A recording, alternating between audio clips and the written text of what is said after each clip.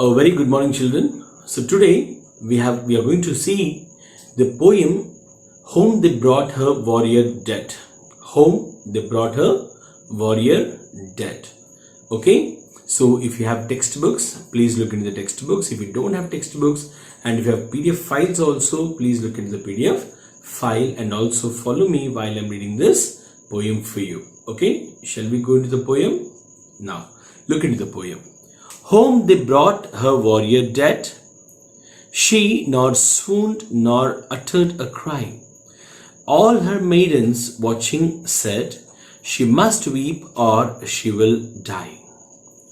Now the poem started in such a way that there was a woman sitting in the home, and few of the people, they were carrying a dead body of a warrior into the house, and the body belongs to the woman who is in the house, and the dead man was a husband of this woman. So they brought this man. Now this man who is dead is a warrior in the sense a soldier. So a soldier, he might have died in the war, and they brought the body to the home. And this woman, she saw the body, she saw that her husband was dead, but she did not utter a cry. Utter in the sense make a sound, make a noise. She did not utter nor she did not make any noise. Okay, so to say something or to make a noise or something, she never did it. She did not do that. Okay, she nor swooned. She did not become unconscious. You see that when they see their husbands dead, so some of the people will get unconscious. Here, the meaning of unconscious, the meaning of swooned is become unconscious. So she did not become unconscious. She did not feel unconscious. Okay, so she did not get swooned nor she uttered a cry. She uttered a cry. All her maids, she was only looking at the body. She was looking at her husband's dead body. Okay, and she was looking at the body, and all the maidens were watching her. Here the maidens here in the sense, you can say an unmarried girl or a young woman. So they were all standing there and they were all watching this scene, that the woman is not crying, she's only staring, she's looking at the body of the husband. So they all said that she must weep or she will die. What they were telling is she has to cry.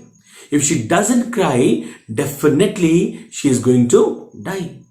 That is what they were saying to themselves. So everybody over there heard it and they wanted her to cry. Otherwise, definitely what is going to happen? She is going to die. So then a few people came there, right? Now we will come to the second paragraph.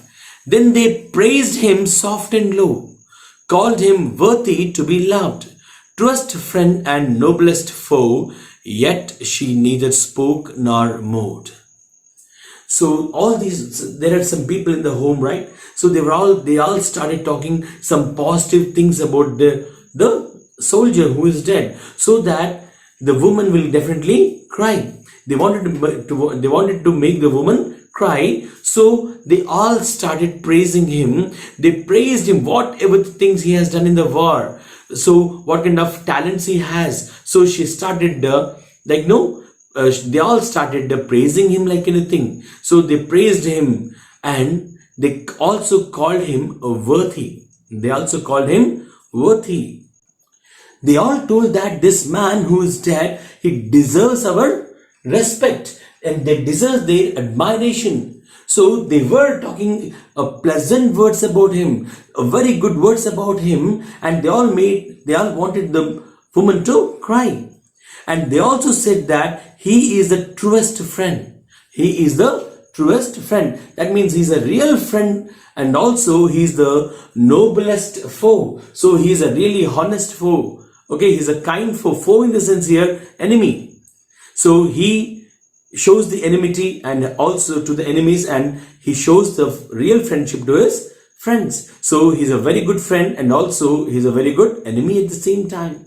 and they were all speaking very good words about him, pleasant words about him, and they all wanted the woman to cry, but she did not speak any word. She did not speak any word, nor she showed any kind of sadness on her face. She did not move. She never showed any kind of strong feelings of sadness in her face. She was only staring at the soldier's body. That is what is happening here, right? In the first paragraph, we have seen that maidens told that she has to cry, otherwise she will die. In the second paragraph, all the people who came there, they all started talking very good things about the soldier, pleasant things about the soldier. They were telling him that he's a noble enemy, and also he's a true friend, he's a very great man. So all these words, when they all thought that when she will listen these words, she will definitely cry, but that did not happen. She did not show any kind of sad feelings in her face. Okay, she never showed any sad feelings on her face, nor she wept, nor she cried. Now we'll come to the third paragraph. Stole a maiden from her place, lightly to the warrior stepped, took the face cloth from the face, yet she neither moved nor wept. So there was a maiden, right? There was a maiden standing over there who were unmarried or young woman, unmarried girl or young woman. So one of them, she stole in the sense here, she moved silently, she walked silently, right? She stood silently and she walked to the body till the time the body was completely covered. The face was actually covered. So the woman who is sitting there, she could not see that face of the dead soldier. So the warrior face was completely covered by a cloth. And this woman, this maiden, she went to the place, she went near the body, and what she did is she took off the cloth from his face, and she thought that when this woman looks at the face of the dead warrior, definitely she will cry. That was what was in her mind. And even though when the cloth was removed from the face, this woman did not cry. She did not utter a cry, she did not move, she never showed a sadness, nor she wept. Okay, she was only staring at the person, that's it, into the dead body. So now we'll go to the fourth paragraph. Rose a nurse of 90 years, set his child upon her knee, like summer tempest came her tears, sweet my child, I live for thee. Then a nurse was observing all what is happening here. There was a nurse and she was observing all the things which are happening here, and she was around 90 years of age. Okay, and then she thought of something. She went and brought the child.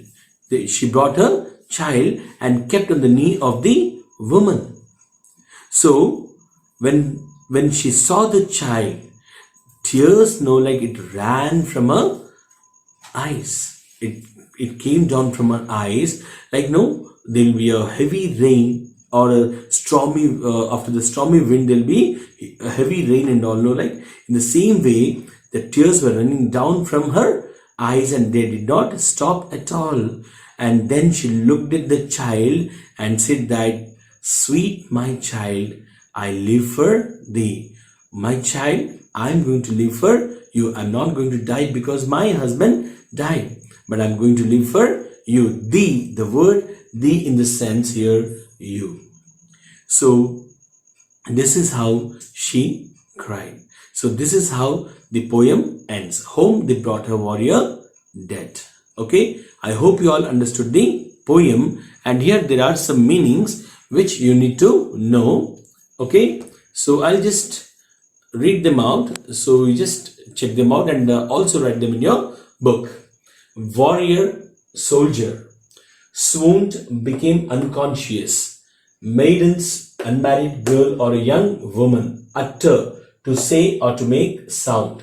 Worthy, deserving respect or deserving admiration, noblest, honest, kind.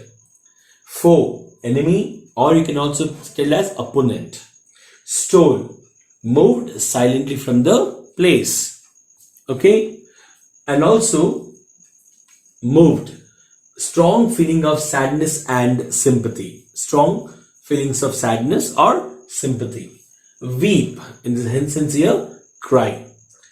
Truest, that is accurate, exact, real, the person who fulfills the friendship, an ideal person. Tempest, a violent, windy storm. The last one is the meaning of the word the is you. Okay, now there are some questions given in the textbook. Okay, I will read those questions for you and I want you to answer them. Okay, so we will try to discuss those answers also. Okay, how do you think the warrior lost his life? Okay, what is the reason behind his death? What is the reason? The warrior might have lost his life in the battlefield. He might have gone to a war, to a battle, and in the battle he might have lost his life. What was unnatural with the warrior's wife? See, what is unnatural here? What is natural?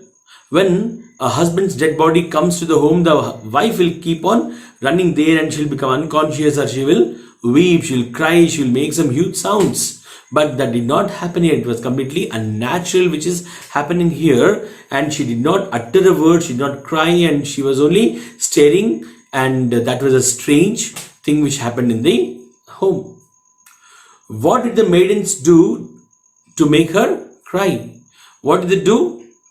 They praised the person in many ways. They praised the dead soldier in many ways. And also some of the women, she went there and she removed the cover from the face of the soldier, and she thought that the soldier would cry. Even that did not happen. That did not make her weep. Why did they want her cry? The maidens wanted the wife to weep, because that is the only way to make her emotionally balanced. When she cries, the sorrow will go out. Otherwise, they thought that if she doesn't cry, if she sits like that, definitely she is going to die. Who succeeded in making the woman cry? So who succeeded in making this woman cry? The 90-year-old nurse.